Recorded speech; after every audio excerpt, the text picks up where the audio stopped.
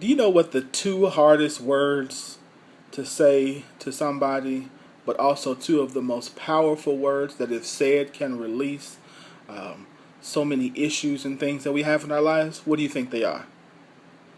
I'm sorry. You know, a lot of times we choose not to apologize because it's more important for us to get our point across or to let the other person know that they've wronged us, when in fact, a lot of times what really happens is we become stagnated, we become still, we block ourselves in, all simply because we won't just say, I'm sorry.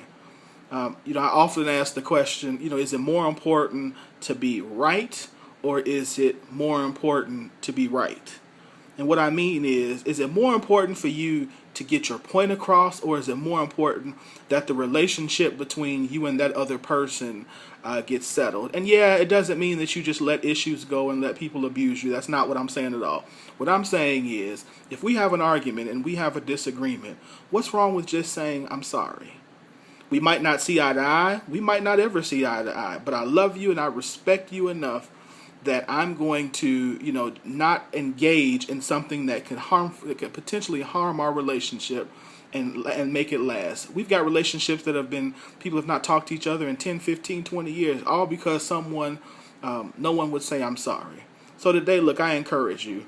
Think about all the relationships that have been broken or wounded, or even some of the relationships that you have with family members that aren't going the way that you want. And just say, hey, you know what, I'm sorry. It's not necessarily going to solve it, but it sure is a good start. And it frees you to be in a place where you're allowed to really think about what happened, how you can mature, and how you can do some things better. Because you know what, it's not worth it. It's really not. It's not worth the argument. It's not worth the headache. It's not worth the tension. All just because you wouldn't say I'm sorry. Just wanted to bless you with that. Think about it. Act on it.